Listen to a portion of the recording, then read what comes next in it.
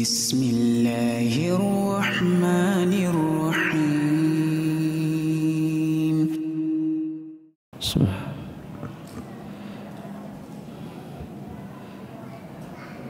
Assalamualaikum warahmatullahi wabarakatuh.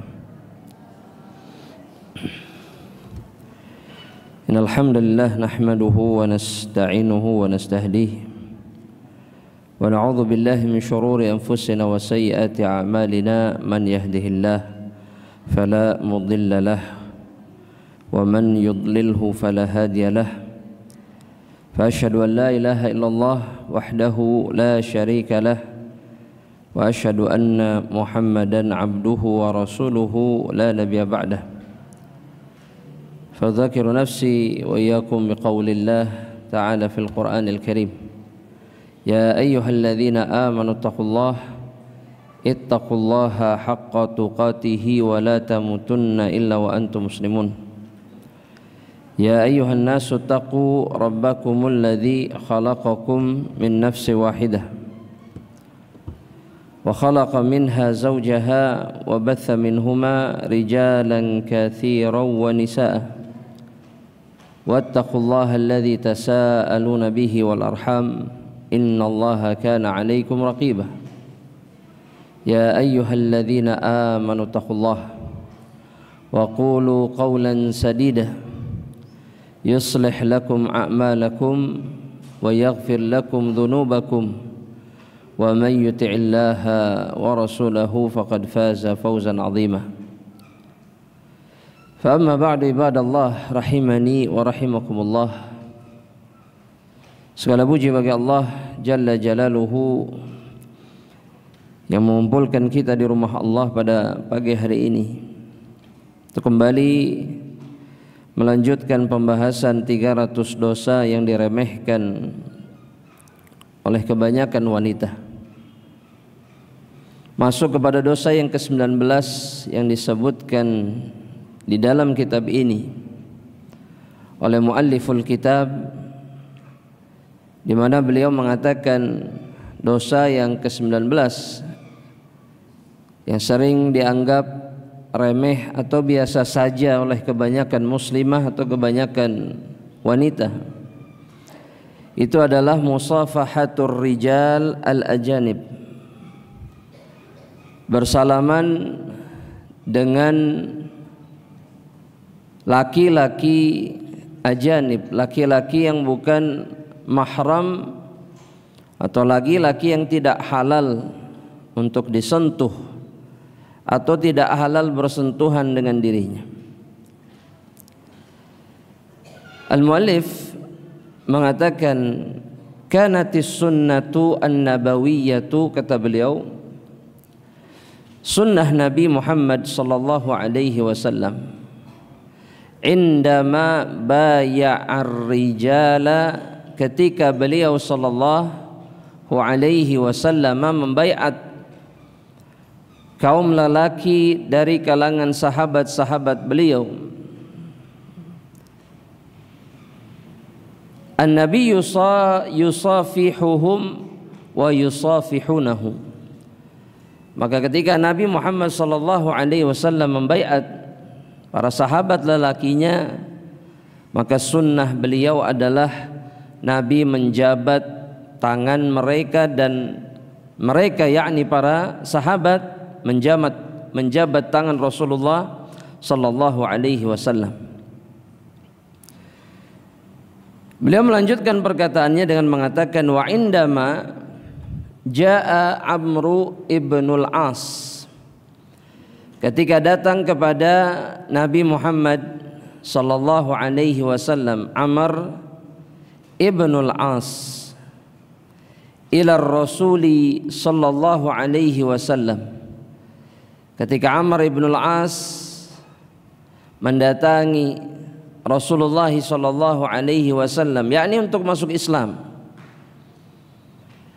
Qala lahu, maka Nabi Muhammad sallallahu alaihi wasallam itu mengatakan kepada Amr Abu Abdillah dengan sabdanya, ubsut yaminaka liubayi'uka atau liubayi'aka, julurkan tangan kananmu, kata Rasulullah sallallahu alaihi wasallam, sehingga aku bisa membaiat dirimu, kata Rasulullah sallallahu alaihi wasallam.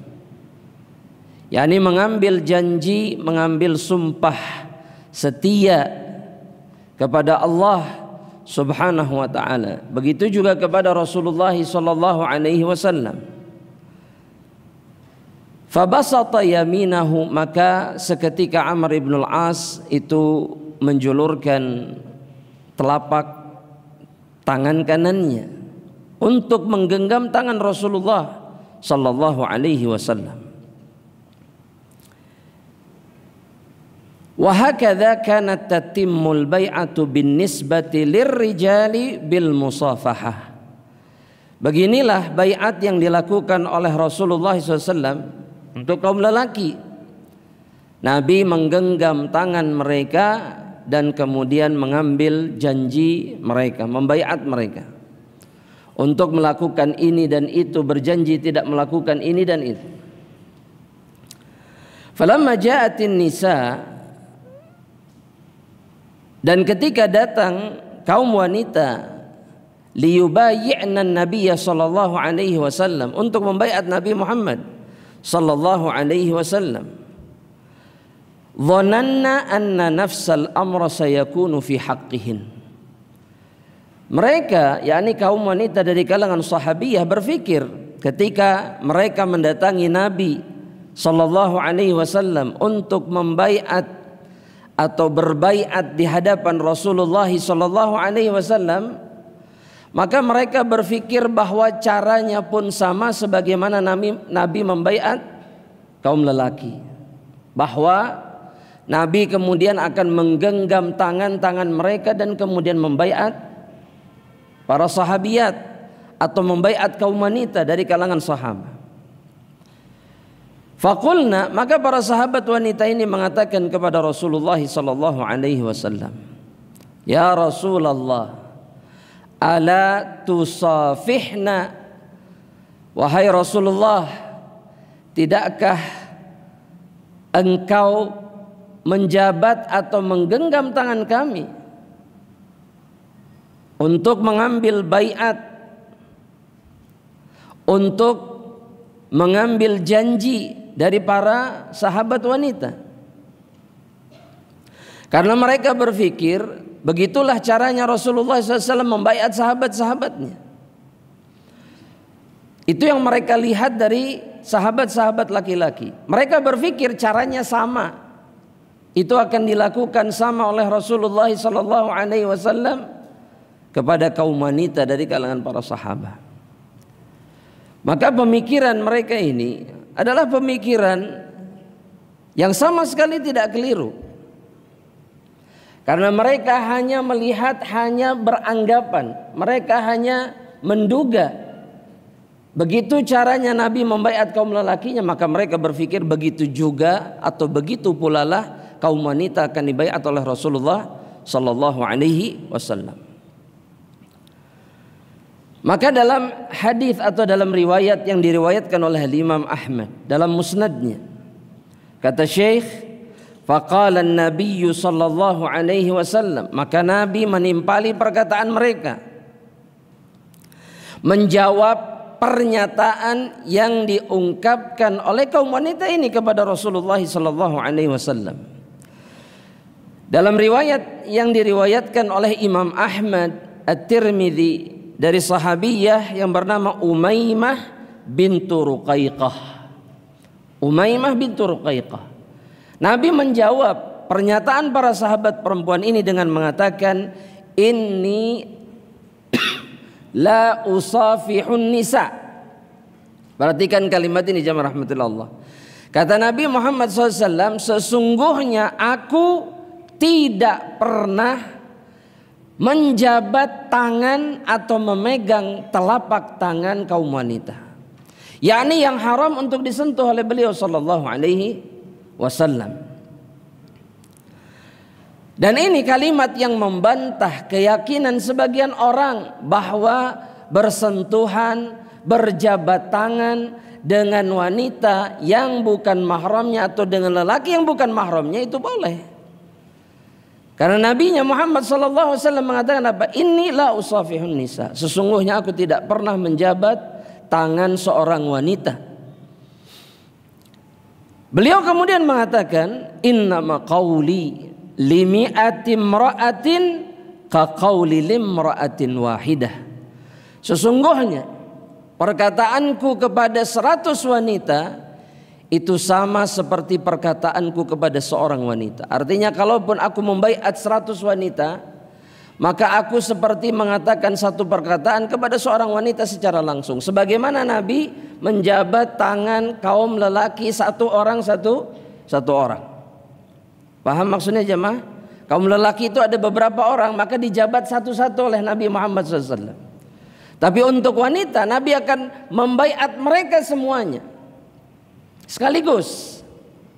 Perkataan Nabi Muhammad SAW kepada 100 wanita itu seperti perkataan beliau SAW kepada satu orang wanita. Seakan beliau sedang membaiat satu orang wanita. Para ulama mengatakan jemaah rahmatullah Allah subhanahu wa ta'ala, padahal Rasulullah SAW adalah laki-laki yang paling bisa mengendalikan syahwatnya. Betul tidak jemaah? Betul tidak? Betul? Apa dalilnya?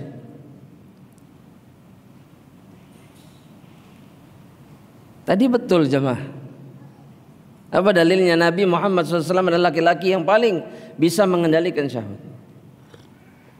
Sebagian orang mengatakan, oh Nabi istrinya banyak, sehingga menjadikan itu sebagai dalil bahwa Nabi syahwatnya besar dan seterusnya. Waliyadzubillah. Tapi yang benar, yang hak, bahwa Nabi adalah laki-laki yang paling bisa mengendalikan syahwatnya. Sehingga apa masalahnya kalau beliau menyentuh para sahabiat untuk membaiat mereka? Gak ada masalah, gak ada masalah sedikit pun. Karena Nabi tidak akan pernah terbangkitkan syahwatnya oleh wanita-wanita ini. Sebagaimana yang dikatakan oleh Ibunda Aisyah radhiyallahu taala anha dalam hadis yang sahih riwayat Imam Bukhari. Ketika Rasulullah SAW mengatakan innahu amlakakum liirbihi, bahwa Nabi Muhammad SAW itu adalah laki-laki yang paling menguasai syahwatnya, yang paling menguasai kemaluannya. Nabi itu paling bisa menjaga gejolak syahwatnya sehingga beliau tidak akan terpancing begitu saja, tidak. Beda dengan laki-laki selain Rasulullah sallallahu alaihi wasallam. Namun beliau tidak pernah kemudian menyentuh wanita-wanita yang tidak halal untuk disentuh oleh dirinya. Ini dalil yang sangat kuat yang menunjukkan bahwa tidak bersentuhan antara laki-laki dan perempuan yang bukan mahram. Itu adalah syariat dan sunnah Nabi Muhammad sallallahu alaihi wasallam. Asy-Syaikh kemudian melanjutkan dengan menyebutkan hadis yang lainnya. Dalam hadis yang diriwayatkan oleh Imam Al-Bukhari dari Ibunda Aisyah radhiyallahu taala anha,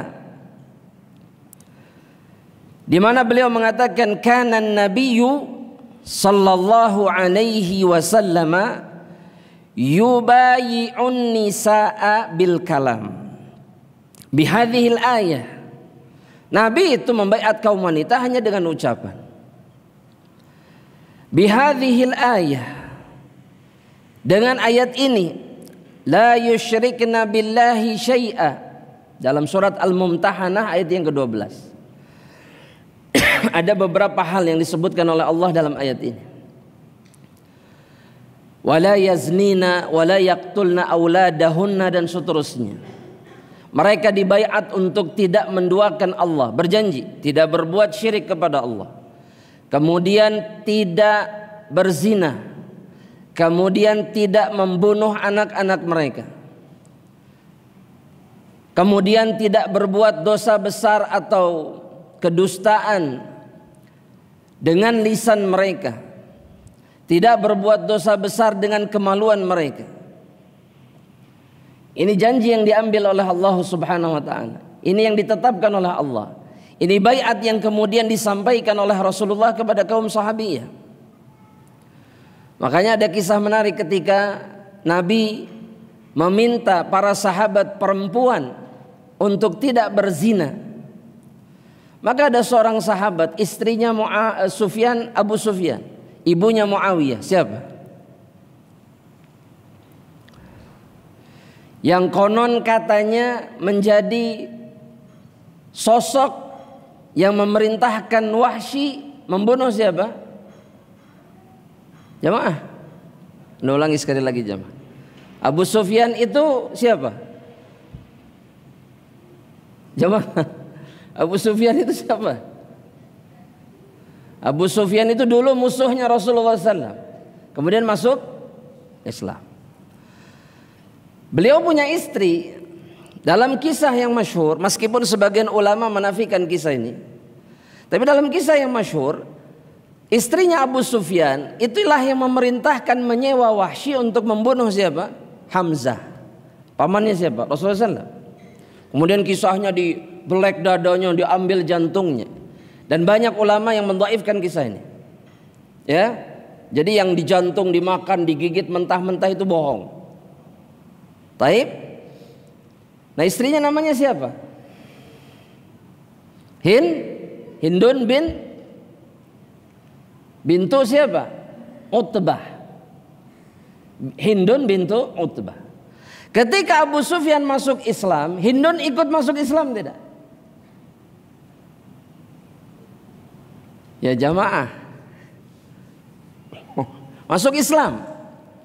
Masuk Islam. Dan dosa-dosanya diampuni oleh Allah Subhanahu wa taala. Ketika dibaiat sama Nabi sallallahu alaihi wasallam, di mana salah satu perjanjian baiat itu apa? Bahwa seorang muslimah tidak boleh berzina. Kata Hindun begini, kata Hindun, perhatikan. Ini baru masuk Islam. Ataznil hurrah? Ya Rasulullah, wanita merdeka berzina? Apakah ada wanita merdeka berzina? Yang menunjukkan kepada kita apa? Bahwa wanita-wanita merdeka dari kalangan orang-orang musyrik Quraisy pada saat itu tidak ada yang berzina. Karena yang berzina pada saat itu adalah para budak. Dan manusia-manusia rendah dari kalangan Quraisy. Adapun wanita-wanita terhormatnya tidak. Meskipun kafir. Meskipun tidak beriman. Meskipun menduakan Allah. Mereka tidak sudi merendahkan diri mereka dengan perzinahan. Makanya bertanya-tanya sama Nabi. Ataznil hurrah? Perempuan merdeka berzina? Ada gitu. Maksudnya sampai harus berjanji jangan berzina. Ya. Apalagi manusia-manusia, wanita-wanita yang beriman kepada Allah. Tidak selayaknya dan tidak sepatutnya mereka kemudian terjerumus ke dalam perzinahan. Jangan kalah dengan wanita-wanita musyrikah pada masa itu, pada masa itu. Sehingga Hindun mengatakan ataznil hurrah. Apakah wanita merdeka berzina? Sampai harus diambil janjinya. Jadi kalau sedang musyrik saja dia tidak berzina, berarti dalam Islam jamaah, ya lebih lagi dia nggak akan pernah berzina. Karena iman, karena keimanan kita kepada Allah itu mengharuskan kita menjaga kehormatan kita, kesucian hati dan kemaluan kita.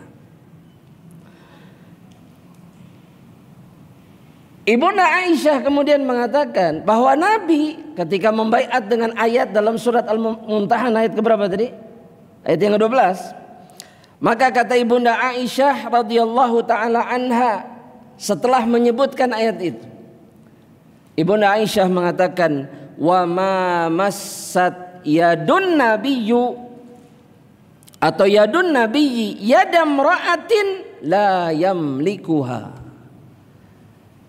Tidak pernah Nabi menyentuh tangan seorang wanita manapun yang tidak dimilikinya. Yang dimaksud dengan la yamlikuha itu ada dua makna, ada dua kemungkinan kata para ulama. Yang pertama apa jemaah? Apa yang pertama? Yang dimaksud adalah mahramnya. Paham maksudnya jemaah? Mahramnya. Yang kedua adalah budaknya. Apa beda antara kedua perkara ini jemaah? Apa bedanya antara mahram dengan budak? Ya jamaah,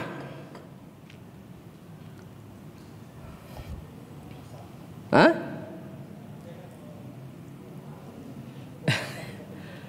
Kalau mahram itu diharamkan melalui jalur apa? Yang paling utama melalui jalur apa? Haram itu terjadi, al-hurmah itu terjadi melalui jalur apa? Nasab, darah, betul? Betul tidak jamaah? Baik. Adapun budak apa? Gak ada nasabnya. Ada hubungan darah? Gak ada. Ada hubungan qarabah? Gak ada. Ada hubungan pernikahan? Tidak ada. Budak wanita itu boleh disentuh meskipun tidak ada hubungan apa? Jamaah, pernikahan. Itu aturan Islam. Nah, mau tanya sama hadirin, Nabi punya budak tidak? Punya budak perempuan tidak?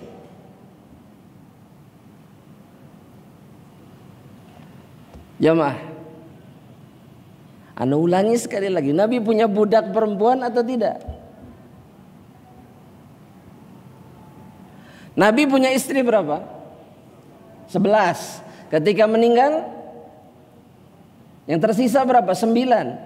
Pertanyaan anak, Nabi punya budak wanita tidak? Jamaah, jawabannya punya. Yang Nabi sentuh meskipun tidak pernah dinikahi.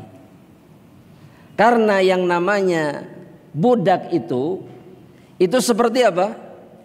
Seperti apa jemaah? Kalau dalam Islam, jemaah, ini harus tahu jemaah. Meskipun zaman sekarang nggak ada. Dan pembantu rumah tangga itu bukan budak. Ini jangan salah paham. Budak itu tawanan perang kaum muslimin. Jelas? Nah, tawanan wanitanya jadi budak dengan aturan yang lengkap. Ana nggak bahas itu.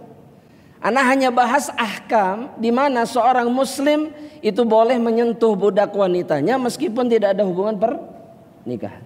Jadi kalau budak wanita itu disentuh sama Nabi meskipun tidak ada hubungan pernikahan, sentuh tangan dan seterusnya. Tapi selain mahram, selain budak, maka Nabi kata ibunda Aisyah itu tidak pernah menyentuh tangan wanita manapun. Dan budak wanita itu hukumnya seperti sesuatu yang dimiliki. Kayak punya kita. Benda barang punya kita dengan hukumnya. Jangan dianggap dianggapnya kayak barang, sudah enggak. Ada ahkam tersendiri dan bukan sekarang pembahasannya. Paham? Ya, ada haknya, harus dikasih makan, kasih rumah, harus dikasih pakaian dan seterusnya.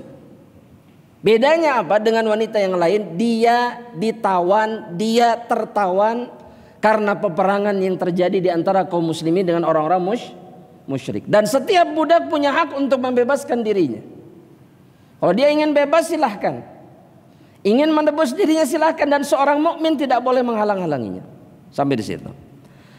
Tapi syahidnya di sini apa? Nabi nggak pernah nyentuh tangan wanita manapun yang tidak halal untuk disentuh oleh dirinya.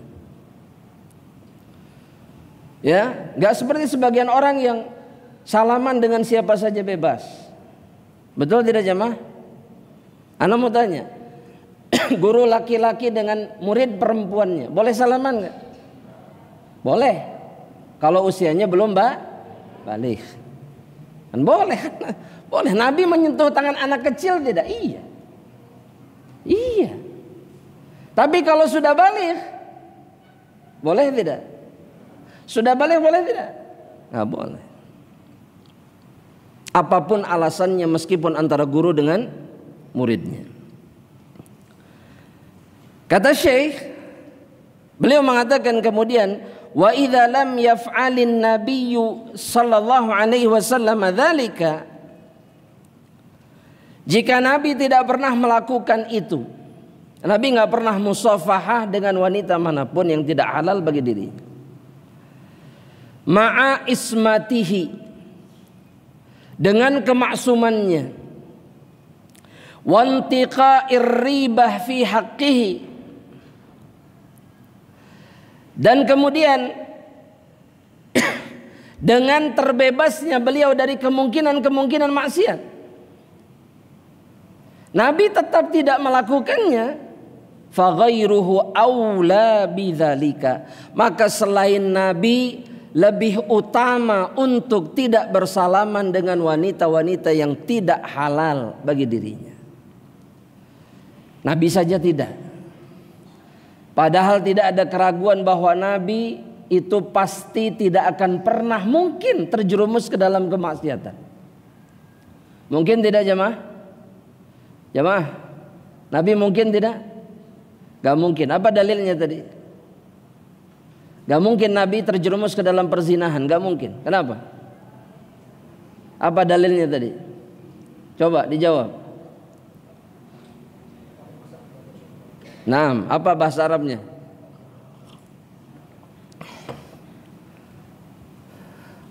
Apa kata Ibunda Aisyah tadi? Amlakakum liirbihi, bahwa Nabi itu yang paling bisa mengendalikan, menguasai apa? Syahwatnya, kemaluannya di antara kalian. Maksudnya di antara hamba-hamba Allah Subhanahu wa ta'ala. Kata Syekh, lianna musafahatal mar'ati lirrajuli awil aksi min asbabil fitnah, karena bersalaman antara laki-laki dengan perempuan atau perempuan menyalami laki-laki itu min asbabil fitnah, di antara sebab fitnah. Dan yang dimaksud dengan fitnah di sini adalah al-ma'siyah. Karena makna fitnah itu adalah perkara yang menguji hati seseorang. Itu disebut dengan fitnah. Dalam Islam, setiap perkara yang menguji hati seseorang, menguji ketakwaan seseorang, menguji keimanan seseorang, itu disebut dengan fitnah. Baik itu keindahan dunia, baik itu kenikmatan, baik itu kemaksiatan, semuanya menguji apa? Hati.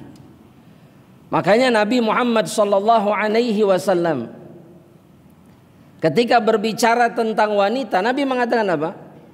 Ma taraktu fikum fitnatan adarru 'ala rijali minan nisa. Tidaklah aku meninggalkan fitnah yang lebih berbahaya bagi laki-laki melebihi fitnah apa? Karena perempuan ini adalah perkara sosok yang menguji hati seorang laki-laki. Atau Allah Subhanahu wa taala berfirman di dalam Al-Qur'an, "Innama amwalukum wa auladukum fitnah." Allah mengatakan dalam Al-Qur'an apa? Sesungguhnya harta kalian, anak-anak kalian itu fitnah. Kenapa disebut fitnah? Karena harta dan anak-anak itu menguji hati seseorang. Bahkan dalam hadis, kalau kita pernah dengar hadis Nabi Muhammad SAW, yang namanya anak itu kata Nabi, majbanatun mabkhalatun. Itu adalah perkara yang membuat hati seorang mukmin menjadi pengecut, jadi penakut gara-gara anak. Mabkhalatun, menjadi pelit gara-gara apa? Gara-gara anak. Gak bisa berbagi, gak bisa memberi kepada orang lain gara-gara siapa? Gara-gara anak. Karena anak itu fitnah, ujian bagi hati seseorang. Nah, di antara bentuk ujian bagi hati seseorang apa? Salaman dengan Lawan jenis. Ada yang bisa menjamin hati kita tetap sama setelah bersalaman dengan lawan jenis? Jamaah, nggak ada. Apalagi zaman sekarang, dengan sesama jenis saja bisa berubah, betul tidak jamaah? Apalagi dengan lawan jenis. Maka kata Syekh, "Idz in nadhara kullun minal jinsaini ilal akhar muharramun binassil Qur'an." Jangankan salaman, kata Syekh, memandang satu sama lain saja, laki-laki dengan perempuan, itu hukumnya diharamkan di dalam Islam. Gak sentuhan, ya, gak sentuhan saja, cuman pandang-pandangan, boleh tidak? Dijawab jamaah, ini sudah pernah kita bahas. Pandang-pandangan, boleh tidak? Gak boleh. Taib, sepakat berarti ya. Pertanyaan berikutnya, apa yang membuat kita tidak boleh berpandangan satu sama lain? Ini baru pandangan ya, belum ada senyuman ini, baru pandang-pandangan. Apalagi pandang-pandangan tambah senyuman, tambah ini, tambah salaman. Ini baru mandang saja tanpa ada gestur yang lain. Mandang saja, dua-duanya saling pandang, terus pandang-pandangan. Itu sudah tidak boleh. Dalilnya apa? Ini sudah pernah kita bahas. Surat An-Nur ayat berapa? 30-31. Apa yang dikatakan Allah kepada orang-orang, kepada hamba-hambanya yang beriman? Apa yang dikatakan sama Allah? Di dalam dua ayat yang mulia ini kata Allah, "Qul lil mu'minin." Katakan kepada orang-orang yang beriman, yaghuddu min absarihim, untuk menundukkan pandangan mata mereka. Orang beriman, laki-laki. Sebagian orang berpikir bahwa yang suka lihat-lihat yang haram itu laki-laki. Oh enggak. Apa buktinya? Karena di ayat berikutnya dalam surat An-Nur ayat yang ke-31, Allah pun memberikan perintah yang sama kepada perempuan yang beriman. Kata Allah Subhanahu wa taala, "Wa qul lil mu'minat yaghdudna min absarihin." Katakan juga sama perempuan-perempuan yang beriman, mereka pun harus menundukkan pandangan mata mereka. Karena keduanya itu memiliki kemungkinan yang sama terjerumus ke dalam dosa melalui pandangan mata mereka. Apalagi bersentuhan dan bersalaman. Maka jelas, jikapun tidak ada dalil yang lainnya, misalkan gak ada sunnah nabinya, gak ada ayat dalam Al-Qur'annya, maka hukum salaman itu sudah bisa kita tetapkan gak boleh melalui ayat ini. Pandang-pandangan saja tidak boleh, apalagi lebih dari memandang. Kalau nggak sengaja gimana Pak? Saya tanya bapak-bapak nih yang di bawah. Kalau nggak sengaja gimana?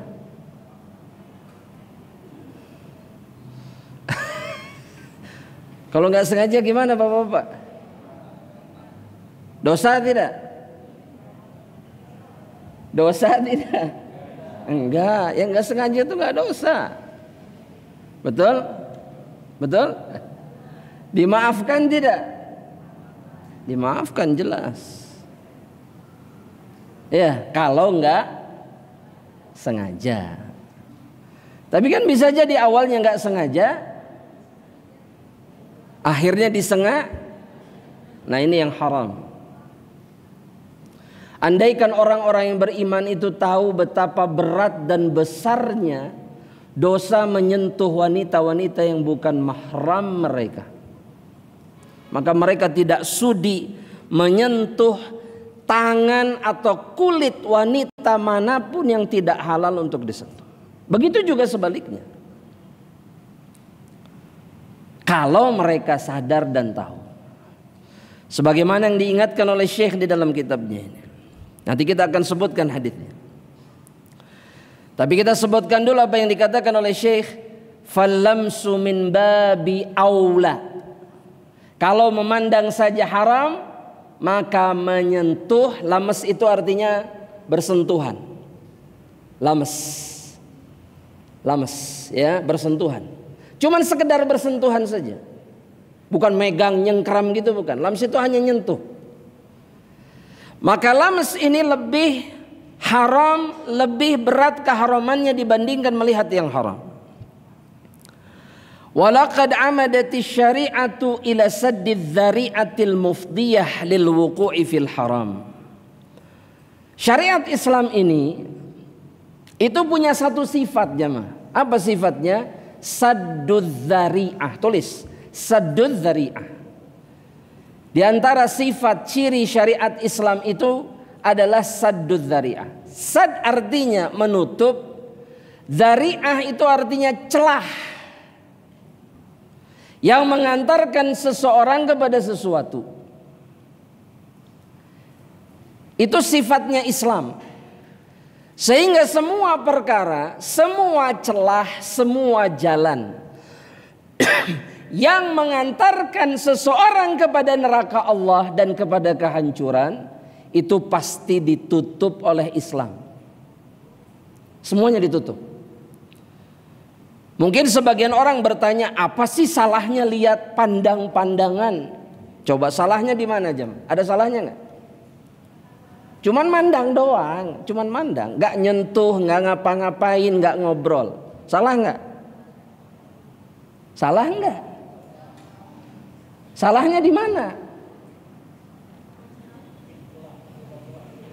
Karena pandangan mata itu yang mengantarkan kita kepada tahap berikutnya dari kemaksiatan. Allah faham itu.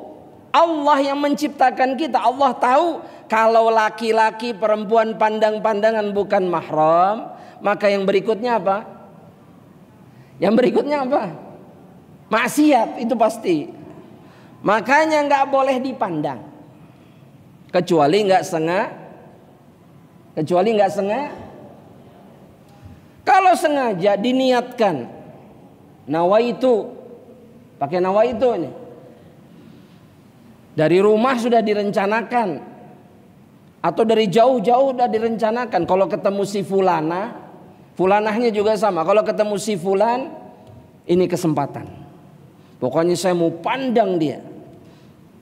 Yang berikutnya jauh lebih berat dan jauh lebih haram. Makanya di stop, sad namanya, ditutup, supaya tidak berlanjut kepada fase berikutnya. Jelas ya? Kata Syekh, syariat Islam itu menutup semua celah yang mengantarkan seseorang kepada perkara yang haram. Maka kalau ada yang bertanya kenapa nggak boleh salaman, supaya nggak berlanjut ke tahap berikutnya. Dan betapa banyak laki-laki dan wanita yang mengawali pertemanan mereka dengan salaman, itu berlanjut dengan kemaksiatan yang besar bahkan. Betul tidak? Semuanya diawali dengan salaman-salaman saja,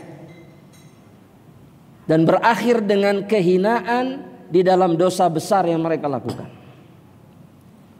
Makanya gak boleh sama Islam. Jangan, Islam itu sayang. Jangan sampai hambanya terjerumus ke dalam kehinaan dan kehancuran di dalam neraka Allah Subhanahu wa ta'ala. Jangan.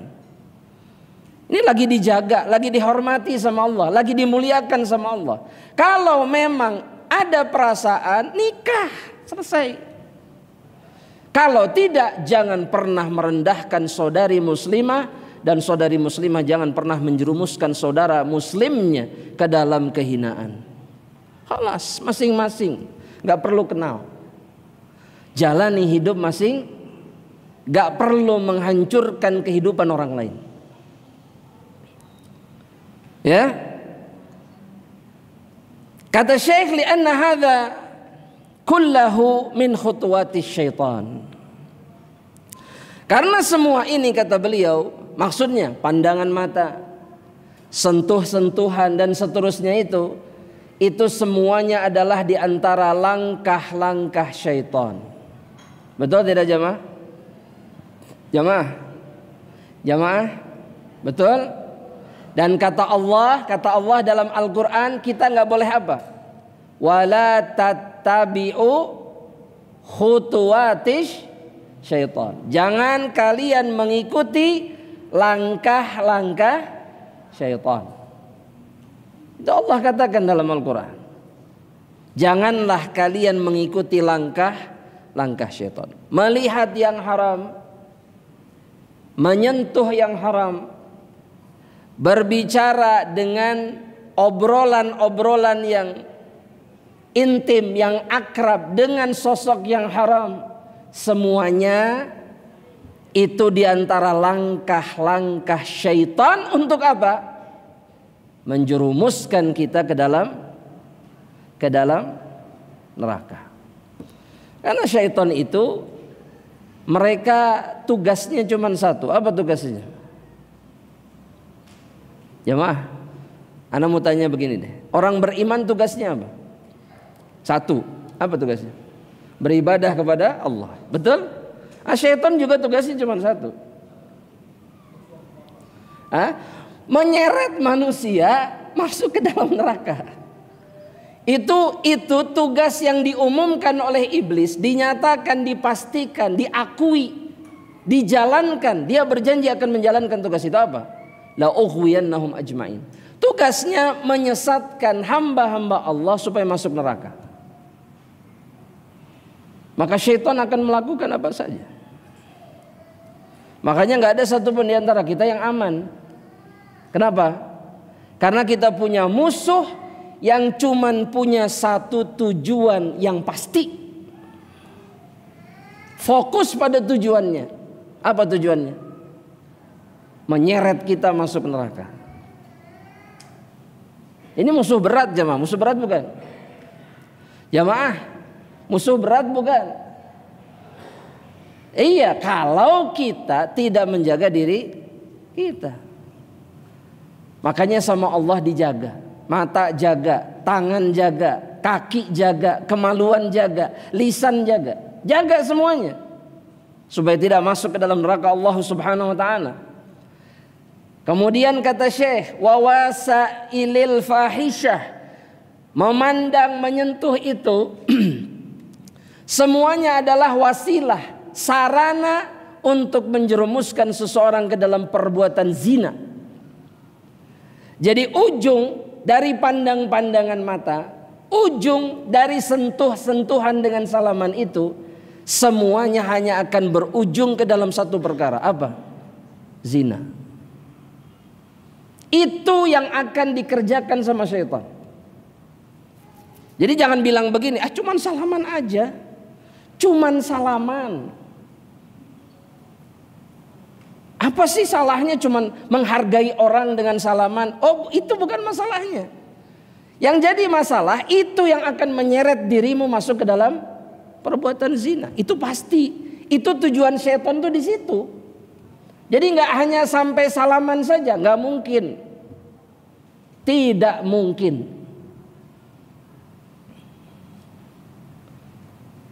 Sebagaimana ada seorang wanita pernah mengadukan masalahnya, ya, di mana dia dizinahi oleh iparnya sendiri yang serumah, berbulan-bulan tanpa sepengetahuan suaminya. Gara-gara apa coba? Gara-gara apa coba? Gara-gara hidup serumah, setiap hari pandang-pandangan, setiap hari sentuh-sentuhan. Apa ujungnya? Zina, sampai punya anak, hamil. Ini wakil di kota ini jemaah. Jadi jangan bilang hanya. Syaitan tidak akan pernah berhenti sampai seorang hamba Allah terjerumus ke dalam jurang yang paling hina. Dan semua itu diawali hanya dengan sentuhan-sentuhan. Hati-hati jemaah. Nabi sudah ngasih tahu. Tapi kita memang yang jarang sekali mau mendengar Rasulullah SAW. Ya, hati-hati. Jangan pernah mengawali hal yang seperti ini. Kemudian jamaah rahmatillah Allah subhanahu wa ta'ala. Yang berikutnya kata Syekh, wa muharrikati syahwah. Semua perkara ini, pandang, sentuh dan seterusnya, adalah perkara yang membangkitkan syahwat seseorang. Gak ada yang selamat. Gak ada yang selamat dari perkara-perkara ini. Maksudnya syahwat seseorang itu gak ada yang selamat. Ketika dia memandang yang haram, ketika dia menyentuh yang haram, gak ada yang selamat. Semuanya menggerakkan syahwat mereka. Kata Syekh, walaqad ja'al wa'idu syadidu likulli man yamussu yada imra'atin la tahillu lahu. Ada ancaman yang keras dari Nabi Muhammad SAW bagi setiap orang yang menyentuh tangan wanita atau menyentuh wanita yang tidak halal bagi dirinya. Dan ancaman ini kata Syekh masuk ke dalamnya para wanita juga. Ini bukan ancaman untuk laki-laki saja. Dalam hadis yang diriwayatkan oleh Imam At-Tabrani dengan sanad yang hasan dari sahabat Ma'qil ibnu Yasar, dari sahabat Ma'qil ibnu Yasar, di mana Nabi Muhammad sallallahu alaihi wasallam mengatakan, li an yut'ana ahadukum bi mikhyatin min hadid. Salah seorang dari kalian, kata Nabi Muhammad SAW, yut'an. Yut'an itu artinya ditusuk. Yut'an itu artinya apa? Ditusuk. Bimikhyatin min hadid. Dengan satu jarum yang terbuat dari besi. Jarum terbuat dari apa? Besi. Ya. Khairun lahu. Itu jauh lebih baik bagi dirinya. Dalam riwayat yang lain disebutkan yut'ana ra'si ahadikum atau ra'su ahadikum, kepala salah seorang dari kalian. Jadi kepalanya ditusuk dengan apa? Jarum dari besi. Ada yang pernah ditusuk dengan jarum dari besi? Ini bukan akupuntur ya jemaah. Akupuntur di kulit, ini enggak ditusukkan, truk masukin ke tengkoraknya, truk. Dengan jarum dari besi itu lebih baik kata Nabi Muhammad SAW min an yamussa imra'atan la tahillu lahu, daripada menyentuh wanita yang tidak halal bagi dirinya. Mungkin harus dicoba dulu, ditusuk sedikit lah supaya tahu rasanya ditusuk dengan jarum. Maka ingat, bayangkan bahwa rasa sakitnya, penderitaan ditusuk dengan jarum itu jauh lebih baik daripada menyentuh wanita-wanita yang tidak halal untuk disentuh. Makanya seorang laki-laki itu harus hafal, harus tahu siapa yang nggak boleh disentuh oleh diri. Yang sering jadi pertanyaan, yang sering jadi pembahasan itu, gimana dengan ipar? Ipar itu boleh disentuh nggak? Ipar boleh disentuh tidak? Nggak boleh. Istrinya kakak, istrinya adik, suaminya kakak, suaminya adik, ipar kan? Boleh sentuhan tidak? Gimana atuh kalau lebaran nggak enak kalau nggak salaman, gimana dong? Kan itu yang sering dijadikan dalih itu kan? Kan udah saudara atuh, nggak enak masa nggak salaman sama saudara? Gimana jawabnya jemaah?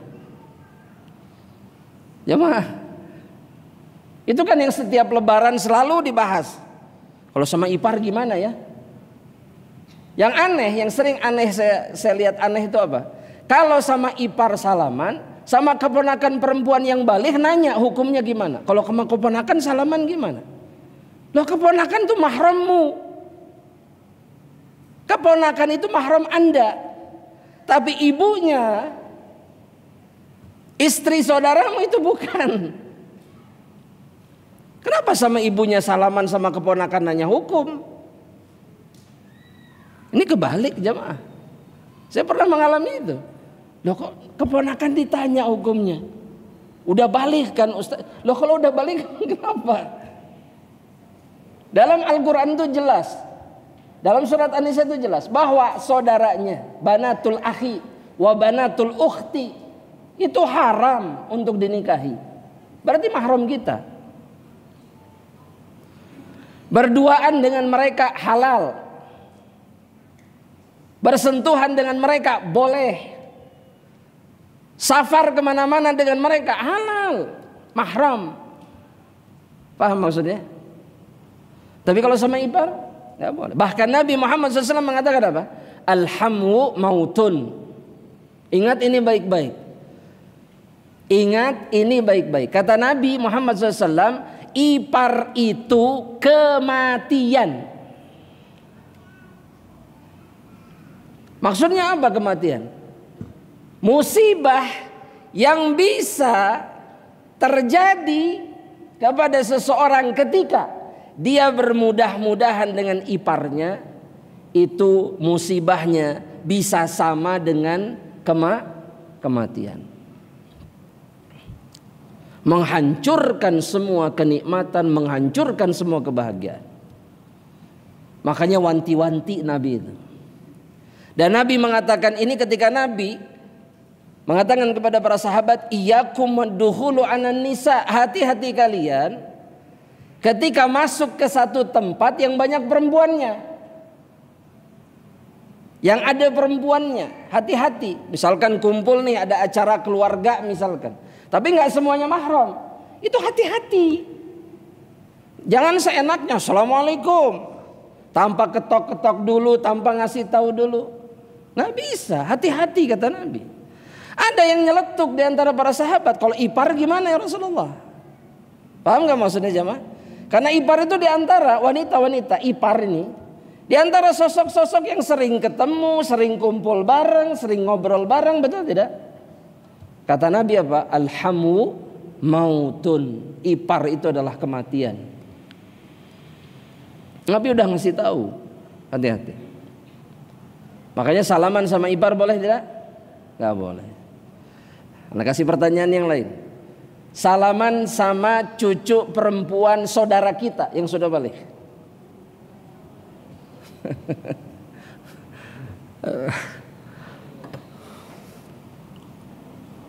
Kita punya saudara kandung, dia sudah punya cucu. Nah cucunya itu mahram kita bukan?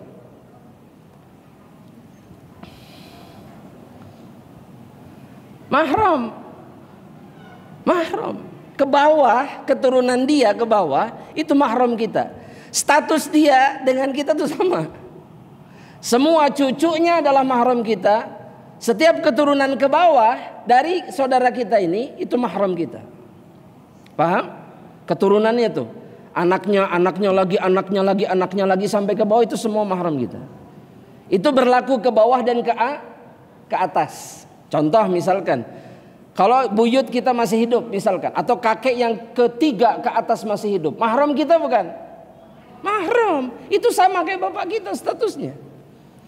Jadi garis usul ke atas dan ke bawah, ya itu mahram semua. Paham ya maksudnya? Baik. Jelas sampai di sini? Jelas sampai di sini? Baik. Beliau kemudian jamaah rahmatillah subhanahu wa ta'ala mengakhiri pembahasannya dengan mengutip perkataan Syekh Abdul Aziz Ibnu Jibrin rahimahullah ta'ala, di mana Syekh Abdul Aziz mengatakan la yajuzu lil mar'ati an tusafihal ajaniba anha ghairul maharim. Tidak boleh bagi seorang wanita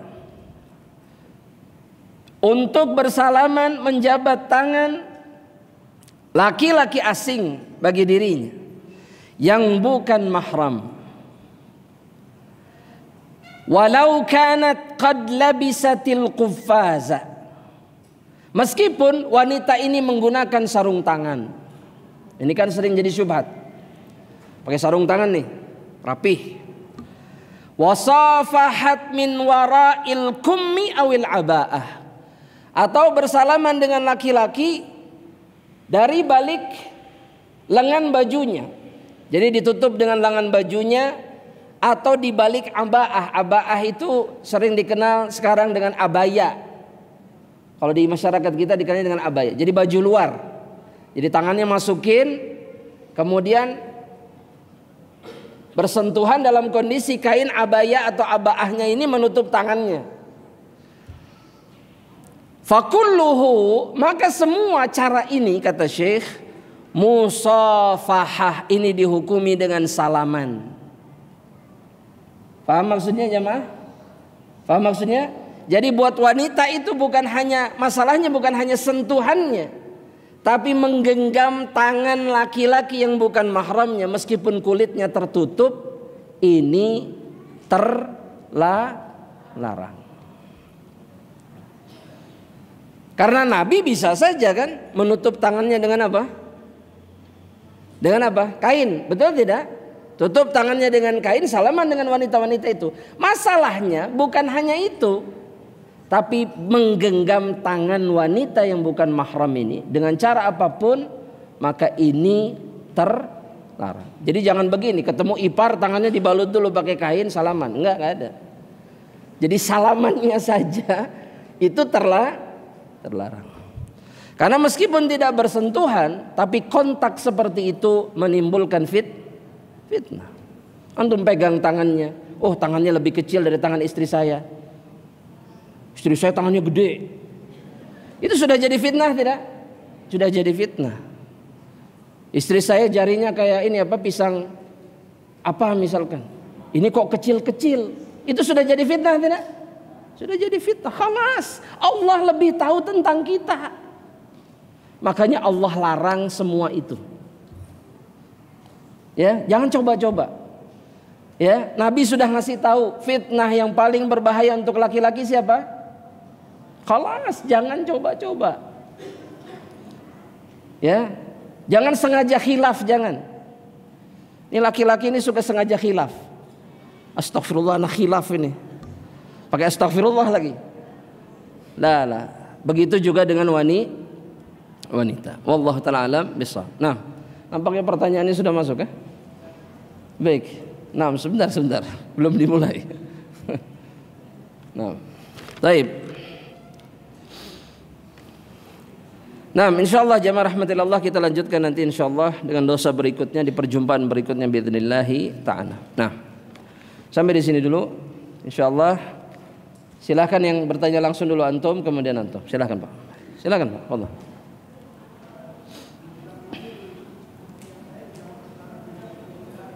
Lebih baik? Oh, budak sudah tidak zaman sekarang. Nah. Iya. Taib. Wallahu ta'ala alam, zaman sekarang secara umum di dunia Islam enggak ada, secara umum. Kita enggak berbicara wilayah-wilayah yang memang ada konflik peperangan antara orang muslim dengan orang-orang kafir. Ada beberapa negeri yang mengalami itu sekarang. Nah, dalam peperangan yang terjadi dengan orang-orang yang tidak beriman, maka kemungkinan adanya budak besar. Karena wanita-wanita orang musyrik, wanita-wanita orang kafir ini adalah ketika tertawan mereka jadi budaknya orang-orang beriman. Jelas Pak? Insyaallah. Adapun secara umum nggak ada. Karena nggak ada peperangan. Karena budak ini terjadi atau statusnya muncul karena adanya perang antara orang muslim dengan orang kafir.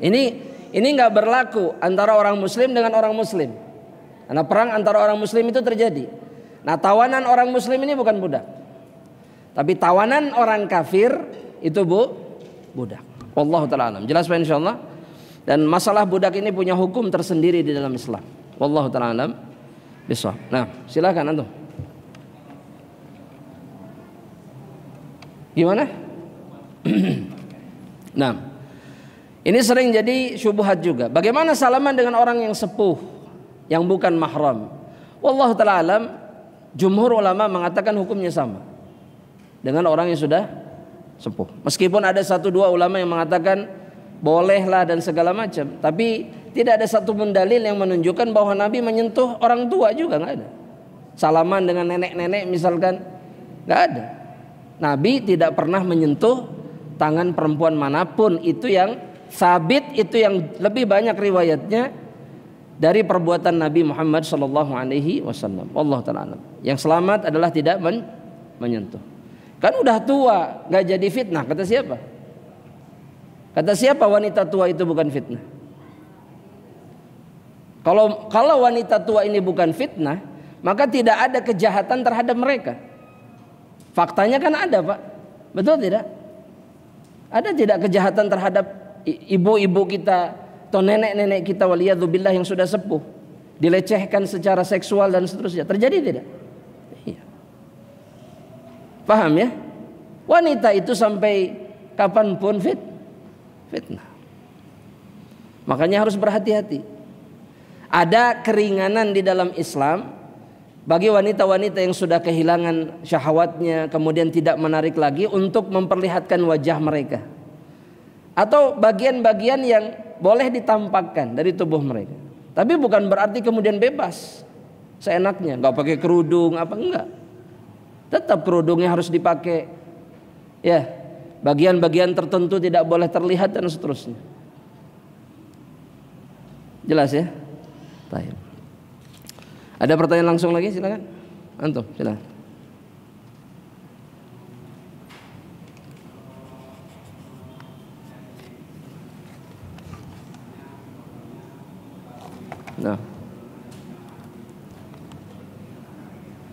Nah. Baik. Ada kaidah di dalam Islam itu seperti ini. Ad-darurah tubihul mahdzurat. Keadaan yang darurat itu membolehkan seseorang melakukan perkara yang diharamkan. Syaratnya apa? Kedaruratan. Darurat. Gak ada cara lain, gak ada jalan lain, gak ada kemungkinan lain. Misalkan seperti masuk rumah sakit dalam keadaan darurat, gak ada perawat lain selain laki-laki. Misalkan gak ada dokter lain selain dokter laki-laki, sedangkan pasiennya perempuan. Maka bolehkah tidak tenaga nakes misalkan laki-laki atau dokter laki-laki kemudian menolong pasien perempuan ini? Boleh, meskipun hukum asal perbuatan mereka haram, gak boleh. Buka aurat si wanita itu, menyentuh kulit si wanita itu, gak boleh hukum asalnya. Tapi karena kedaruratan, hukumnya diperbolehkan. Meskipun gak menafikan ada orang-orang yang rusak jiwanya itu cari-cari kesempatan. Ya. Dan saya secara pribadi mengalami itu. Sudah ruangannya penuh perempuan, laki-laki gak boleh masuk, ini mancing-mancing. Pura-pura nyari teman perawat perempuannya, padahal itu wilayah khusus perempuan. Itu sampai sama perawat yang perempuan itu diusir, diteriaki mereka itu. Tapi cari-cari kesempatan. Itu terjadi loh jemaah. Ini manusia-manusia yang rusak hatinya, rusak jiwanya. Ya, hukumnya nggak boleh begini. Selama tidak ada kedaruratan. Jadi kalau darurat nggak ada masalah. Tapi kalau tidak darurat, bagaimana sikap kita? Ya kita harus, misalkan kalau itu istri kita minta nakesnya dokternya itu boleh nggak? Boleh nggak minta kayak gitu? Bukan boleh, wajib. Karena antum akan ditanya nanti di hadapan Allah Subhanahu wa taala. Kalau antum tidak menjaga kehormatan istri antum. Ya, iya, wajib. Disinilah yang membedakan antara seorang mukmin dengan bukan mukmin. Orang yang baik imannya sama yang tidak baik imannya. Kalau nggak baik imannya bebas, siapa saja yang nyentuh istrinya ahlan wa sahlan marhaban.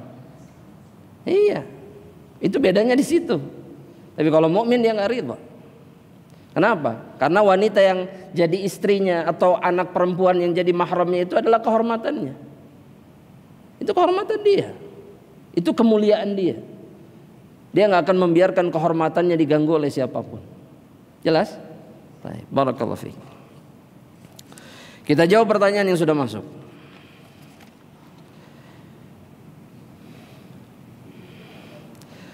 Mohon doa dan petunjuknya. Ana punya saudara yang kecewa dengan dunia dan berkeinginan dan pernah berkeinginan bunuh diri. Dinasehati oleh siapapun gak masuk. Diminta untuk mendekatkan diri kepada Allah pun tidak mau. Yang pertama, jamaah rahmatillah Allah, orang-orang yang menggantungkan harapannya kepada dunia pasti kecewa. Dia hanya akan menjumpai kekecewaan. Kata Al-Imam Ibnu Qayyim rahimahullah ta'ala dalam satu perkataan beliau, muhibbud dunya la yanfakku min thalath. Orang yang mencintai dunia itu gak akan lepas dari 3 perkara. Yang pertama adalah hammun lazimun, kegundahan yang melekat pada hatinya. Gundah, pusing, stres, itu selalu. Yang kedua adalah ta'abun daimun, rasa letih yang terus menerus, gak akan selesai. Orang yang mencintai dunia capek terus. Yang ketiga kata Imam Ibnu Qayyim rahimahullah ta'ala, hasratun la tanqadi, penyesalan yang gak ada ujungnya. Itu para pecinta dunia, nasibnya sama semuanya. Jadi apa yang terjadi kepada saudaranya ini, semua penyebabnya jelas, penyakitnya jelas, apa? Hubbud dunya. Maka ketika seseorang terkena penyakit ini, apa obatnya? Nabi sudah bilang obatnya apa? Tarji'u ila dinikum, kembali lagi kepada agama Allah. Tinggalkan dunianya. Kembali lagi mengejar akhirat, jangan kejar dunia. Lantas gimana? Dikasih tahu nggak mau, dinasehati nggak mau. Orang, saya mau tanya sama hadirin, orang kalau lagi sakit parah mau minum obat nggak? Kalau lidahnya sudah pahit, badannya sudah nggak enak, dia sukarela tidak minum obat? Enggak. Betul tidak? Tapi apakah kita akan berhenti berjuang untuk ngasih obat nggak? Kayak anak kita nih dikasih obat gini, mau berhenti nggak? Enggak. Terus sampai dia meminum obatnya. Yang begini jangan ditinggalkan. Kan banyak diantara kita itu ngasih nasihat sekali 2 kali terus off. Yang penting kewajiban anak sudah tersampaikan. Enggak, bukan begitu caranya. Terus sampai dia mau mendengar. Itu tugas kita. Ya. Dan hentikan seluruh hubungannya dengan dunia. Udah jelas penyakitnya apa, sebabnya apa. Jangan dikasih terus. Jangan dibiarkan dia mengikuti dunia. Dan kemudian jamaah rahmatillah Allah subhanahu wa ta'ala, doakan orang-orang seperti ini, harus didoakan. Jadi 2 hal yang gak boleh lepas jemaah dalam perjalanan nasihat kita. Yang pertama, ngasih tahu yang hak, amar ma'ruf nahi mungkar. Yang kedua apa? Doa. Ini gak boleh lepas. Ini 2 keadaan, 2 perbuatan yang saling menguatkan satu sama lain. Kalau hanya amar ma'ruf nahi mungkar gak ada doa, percuma. Sebaliknya, doa saja tapi tidak amar ma'ruf nahi mungkar, ini juga percuma. Kenapa? Karena Nabi melakukan keduanya. Apa contohnya Ustadz? Coba, ana mau tanya, Nabi dakwah nggak sama orang Quraisy? Dakwah? Ana mau tanya, petinggi-petinggi Quraisy ini nerima dakwah Nabi atau tidak? Jemaah, tidak. Nabi berhenti berdakwah tidak? Tidak. Dan Nabi tidak pernah berhenti berdoa. Dan karena doa Nabi, siapa masuk Islam? Siapa yang masuk Islam jemaah? Yang diharapkan oleh Nabi memuliakan Islam dan kaum muslimin siapa? Umar ibnul Khattab. Umar itu gak masuk Islam gara-gara dakwah Nabi. Tapi Umar masuk Islam gara-gara apa? Doa Rasulullah sallallahu alaihi wasallam. Nah, kebanyakan dari kita itu gak menggabungkan keduanya. Masih tahu, wah, nasihat, buku, share, apalagi poster dakwah, semua dijejelin saudara kita, tapi nggak pernah didoakan.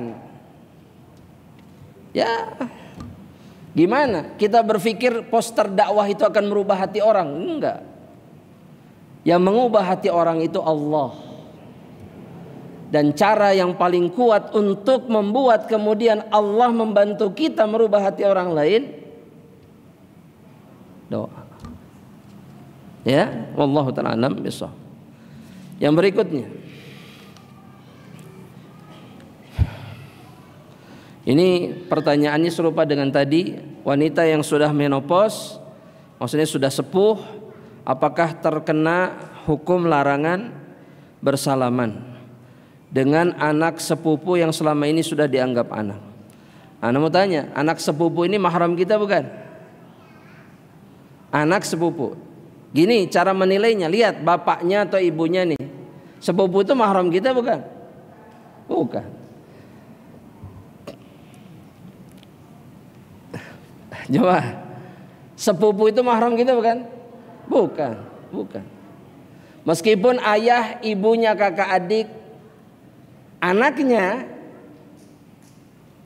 nih masing-masing mahram bukan? Bukan, bukan. Karena ada sebagian orang yang berprinsip kalau ayahnya kakak adik, anaknya itu mahram. Enggak. Sepupuan itu bukan mahram. Ke bawahnya itu jadi mahram tidak? Tidak. Paham maksudnya? Sepupu bukan mahram, betul? Nah, punya anak masing-masing, ini mahram bukan?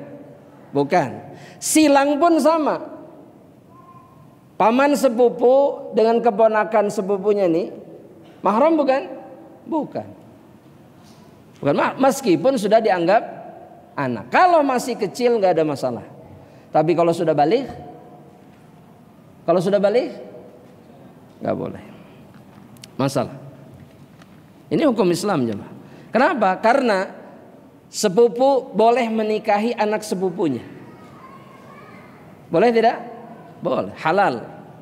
Karena mereka bukan mahram.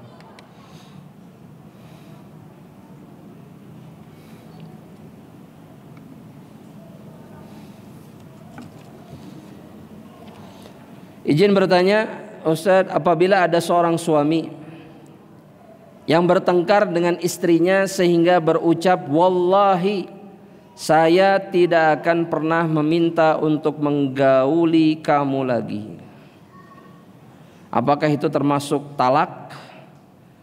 Dan apabila ternyata ke depannya suami ini meminta kepada istrinya, apakah suaminya harus membayar kafarah? Iya, karena dia bersumpah atas nama Allah Subhanahu wa taala. Ini kafarahnya kafaratul yamin. Ada dalam surat Al-Maidah ayat yang ke-89. Kalau dia kemudian menggauli istrinya. Nah, kemudian apakah ini talak? Tergantung niatnya. Karena secara sarih, secara lafzi ini tidak mengisyaratkan talak. Tapi kalau diniatkan dengan lafaz ini talak, maka jatuh talak. Ya, ini disebutnya talak kinai namanya, dengan lafaz-lafaz yang tidak jelas menjatuhkan talak tapi diniatkan talak. Dia mengucapkan itu udah pisah aja, maksudnya saya nggak akan bergaul sama kamu. Ya, makanya harus hati-hati ketika mengucapkan apa? Ketika mengucapkan apa? Kalimat-kalimat seperti ini meskipun dalam keadaan marah, meskipun dalam keadaan marah. Yang terakhir jamaah rahmatillah, qadarullah anak saya laki-laki sudah balik. Qadarullah ayahnya belum terlalu mengenal agama, jadi anak saya masih diminta untuk bersalaman dengan orang tua yang bukan mahram. Misalkan sepupu neneknya atau ipar neneknya dan seterusnya. Bagaimana sebaiknya sikap saya? Apakah tidak apa-apa jika bersalaman dengan non mahram yang sudah tua? Tadi sudah dijawab. Apakah saya boleh menasihati anak saya untuk tidak menuruti perintah ayahnya?